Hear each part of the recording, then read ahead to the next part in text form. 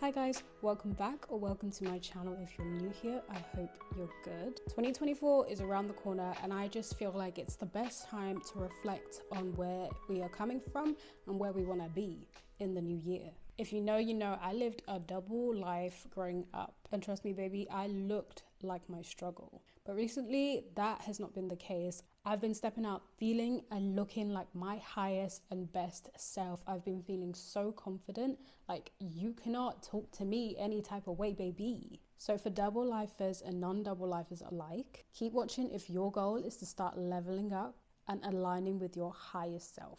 You know that quote that's like, always dress like you are going to see your worst enemy. First of all, why are you going to see your worst enemy? Second of all, why are you going to give that kind of energy to somebody that's your enemy? Like, third, we do not want enemies in 2024, so we're gonna scrap that. In 2024, the quote to live by is, always dress how you want to feel.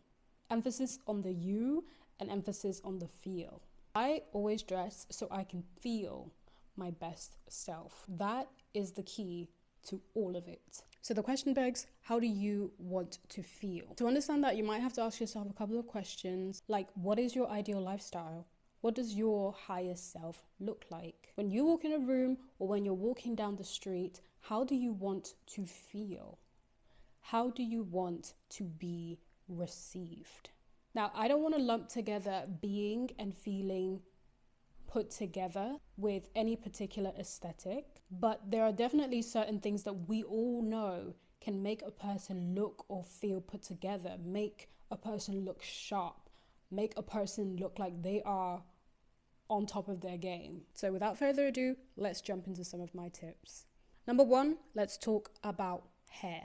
I need you to find a reliable and preferably low maintenance / low manipulation hairstyle. Find something that is attainable and maintainable for you. Basically, find something that looks nice, is easy to do, and won't damage your hair.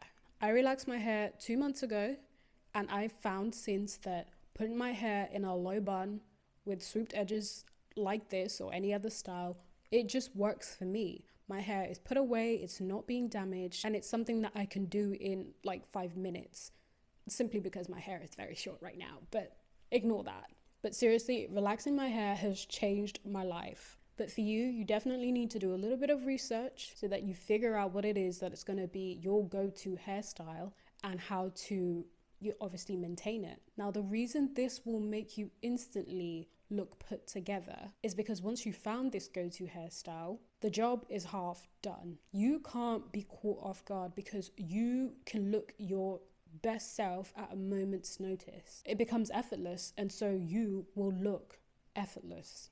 Number two, let's talk about makeup and skincare.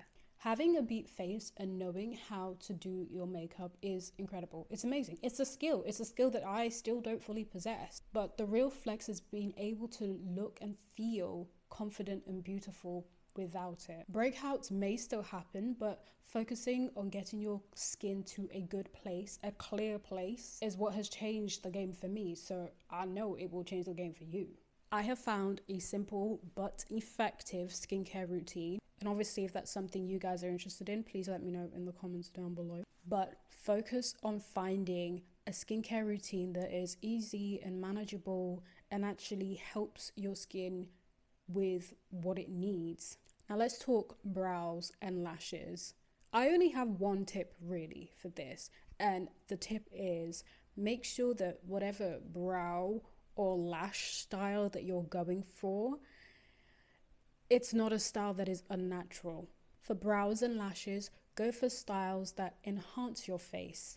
Go for shades and colors that enhance your face, that match your natural skin tone, that match your natural brow hair color, or is just a little bit darker to give you that enhancement. Similarly, for lashes, you want lashes that are complementary to your eye shape.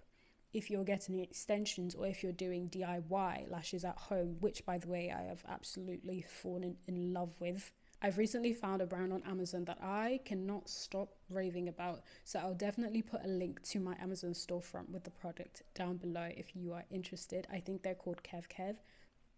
And then the last thing to mention in terms of makeup and skincare is lips. Keep it simple. Keep it simple. Moisturize your lips. Put some I'm a Carmex girly. Put some Carmex on that thing, girl. We are not about to be walking out of our front doors looking cracked. Number 3, let's talk about nails. My first tip is to figure out what nail shape, what nail length suits you and is manageable for you. Obviously, there are different things you can get done. There's manicures, there's gel, there's acrylics, there's all sorts. And if you are new to the world of nails and getting your nails done, that's perfectly fine. Definitely ask your nail tech what they think would suit you best. Be open and try new things, but ultimately do so with the intention of finding the nail shape, the nail style, the nail length that suits you and you can manage, that works with your lifestyle. I don't necessarily agree or believe that only going for nudes and natural colors is the only way to look clean and put together. But if you are getting acrylics and you're getting them too long and so your nail is always breaking and it just creates an issue for your hygiene, then you're not gonna look put together. You're gonna have broken, bleeding nails and it's just gonna look janky. I literally went and got my nails done yesterday. I don't know if you guys can see this, but I went and got a new shape and a new well, I kept my length, but these are almond, and I've never gotten almond before. I've always been a square, like coffin girly, but yesterday I was like, you know what? I'm gonna take my own advice. I'm gonna try something new, and I'm still getting used to them, but I think I like them. But anyway, trust me, it is a process, so take your time.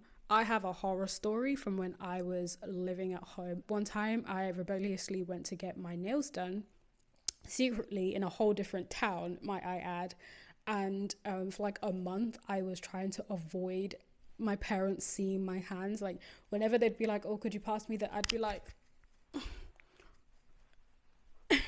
because I really didn't want them to figure out that I'd gone to get my nails done.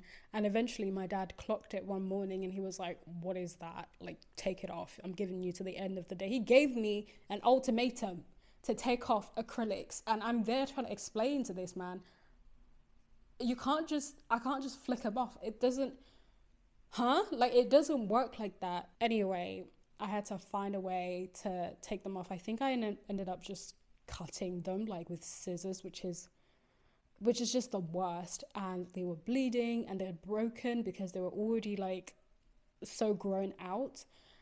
It was a nightmare, and I feel like I suffered. That whole saga was just suffering, because looking back, the nails weren't even cute. They were not cute. They were disgusting. They were chunky. They were acrylic. They were too fat at the end. Girl, I say that to say that it is a process. It is a whole learning curve, and it's fine if you make some mistakes or you do some nail styles and designs you absolutely hate. Looking back, I've been there. Number 4, let's talk jewelry. I've seen a couple of videos around this topic kind of mentioning how the most put together types of jewelry are jewelry that's quite dainty, quite, you know, feminine and stuff. Like, I don't agree. Personally, I feel like jewelry is something that is quite expressive. I have a set of jewelry that I pretty much wear in rotation. It is my go-to stack. I have a go-to hairstyle and a go-to stack when it comes to jewelry, and I'm wearing some of those pieces right now. But essentially I have 3 rings and I think like 4 bracelets that I will always be seen wearing if I am wearing jewelry. And in my opinion, bangles are the opposite of dainty. They are clunky, they are loud, or they can be, but for me they make me feel put together.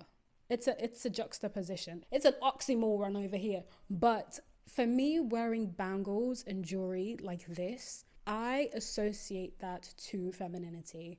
For me, my higher self in my mind's eye wears this. This is what she looks like. This is what she wears. And so when I wear that, I feel confident. I feel most aligned with the person I am trying to be. And I just don't think dainty jewelry will ever do that for me.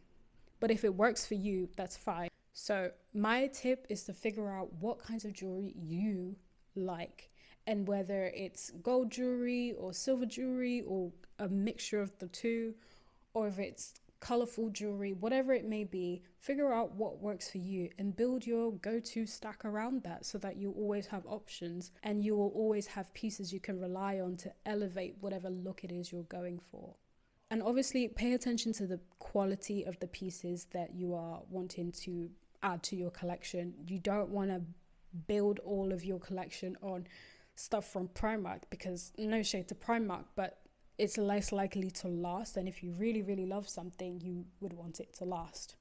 Let's move on to clothes. You see, the thing is, I could really make a whole video on this topic alone, but I'm not going to do that. I'm going to need you to stop buying everything that is trendy or because of trends. Girl, I'm going to need you to stop aimlessly scrolling through fashion websites and fashion apps that you've downloaded in the middle of your Zoom meetings. Yeah, but we're not doing that in 2024. We're over that. We're past that. We're grown. We're matured, right? We've matured. What we are going to do is we're going to change our mindset and attitude towards fashion and clothing. Ask yourself what your wardrobe actually needs. And if it helps, only look for clothes, only look for the things you need when you need it. This will save you time and it will save you money. Because if you're ever going to look and feel put together, you need a considered wardrobe made up of intentional and deliberate pieces as the foundation. And to do that, you need to start by asking yourself again, how do I want to feel? Number 6, we're almost there. I just really wanted to talk about smells, scents, perfumes, that whole department.